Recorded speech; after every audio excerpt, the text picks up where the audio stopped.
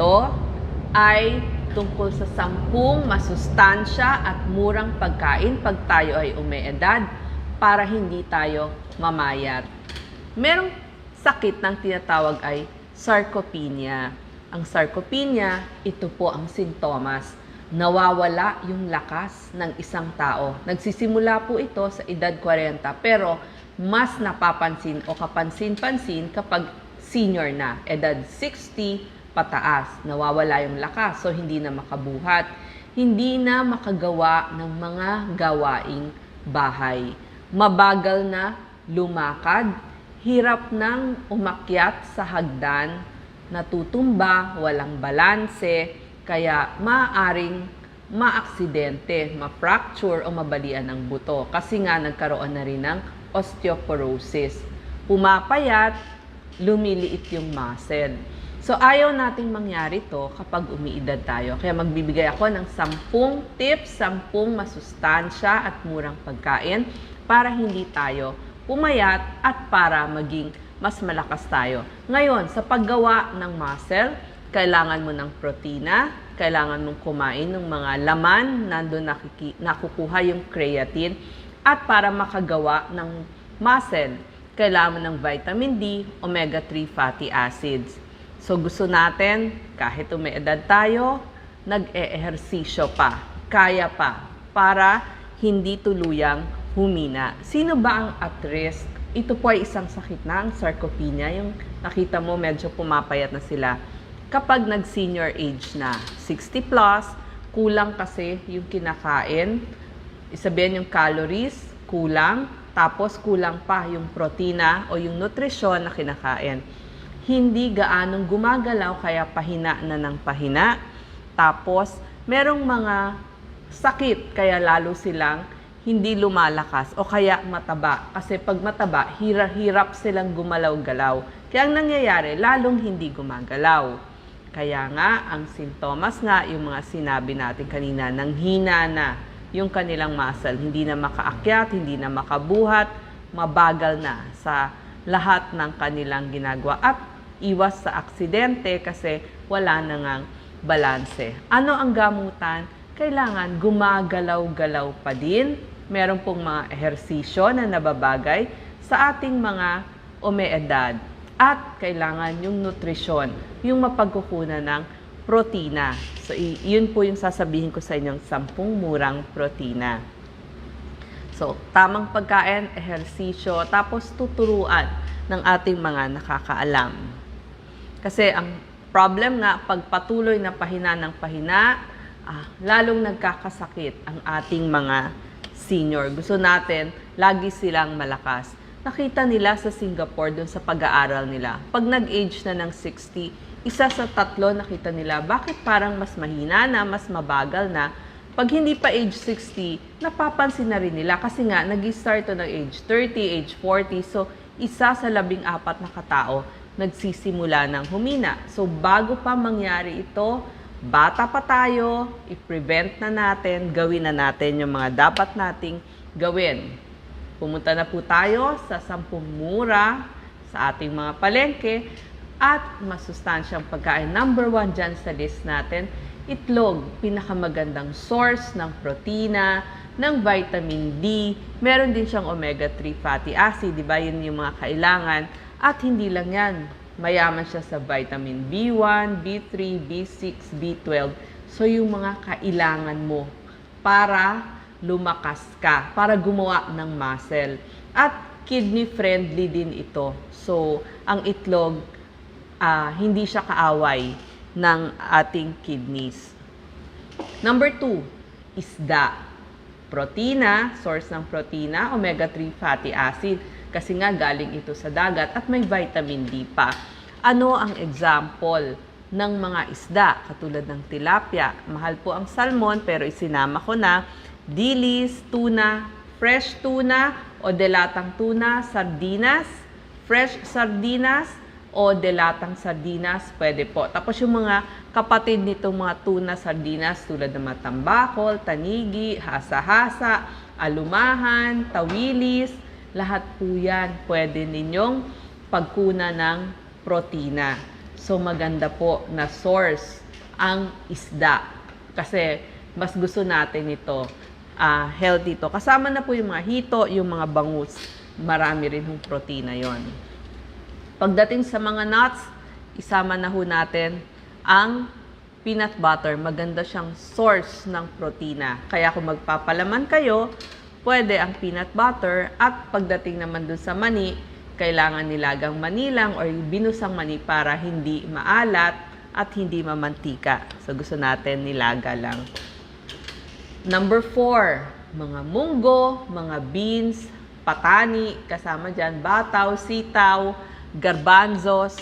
Marami hong protina itong mga ito. Meron pang magnesium, phosphorus, iron, at calcium. Itong ating mga peas. Beans, peas. Yan. Kasama ang ating murang munggo. So, wag ho kayong mag-alala. Hindi ho ito masama sa arthritis kasi po, plant-based naman ho itong sinasabi natin. Ang mga nakaka-arthritis, yung mga galing sa dagat o yung mga lamang dagat. At kasama dito yung mga soya products. Ang number 5 natin, soya beans. So, ang produkto nito ay tokwa, taho, ang ating paboritong kinakain, lalo na sa umaga, at ang soya milk. Maganda rin ho ang soya milk inumin kasi talagang kasama yan sa healthy plate natin. Doon sa isang healthy plate, kailangan umiinom tayo ng milk. So, pwede pang soya milk.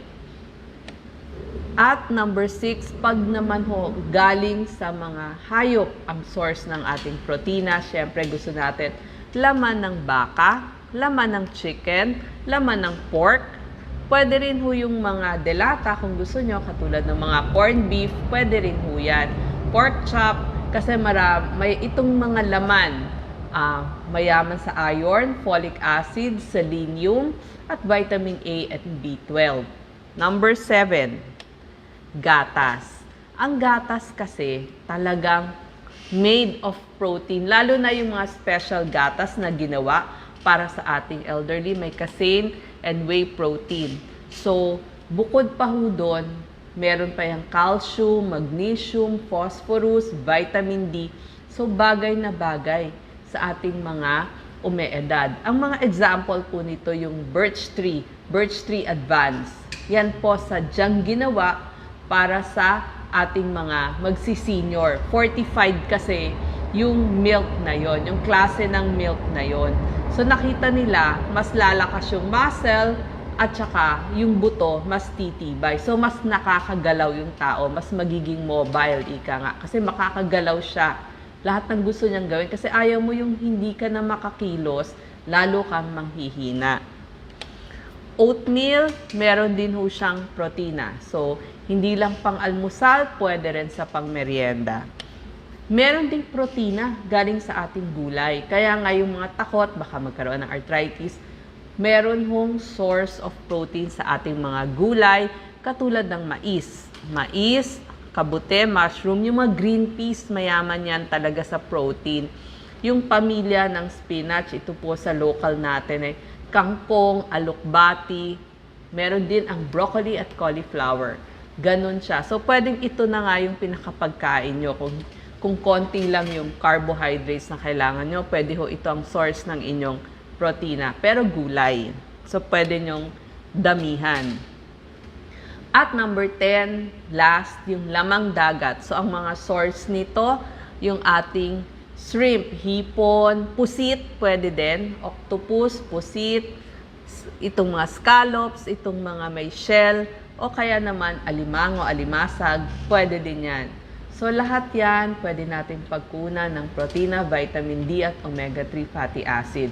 Nakita rin nila yung dun sa gamutan, di ba? Sabi ko, bukod sa inyong pagkain, kailangan ho, sasabayan natin ng ehersisyo. Katulad ng lakad. Maganda ho talaga lakad, tai chi, yung mga zumba na pang senior.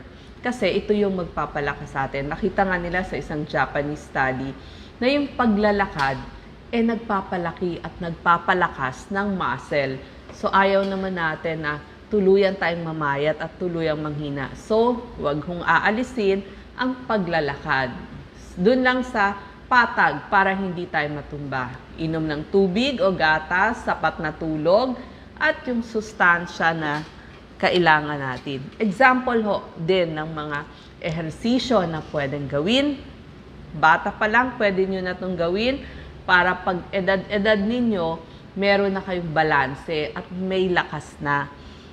Squats. Maganda ho ang squats. Kailangan lang may pansalong silya para hindi kayo, just in case matumba, makakaupo kayo. So, from sitting, itry nyo tumayo. At from standing naman, ay pwede kayo pa-squat. Yan. Kailangan 45 degrees yung inyong hita dun sa inyong paa. So, unti-unti.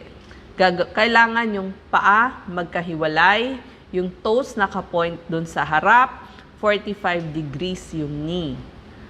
Yun yung mga pwede nyong gawin.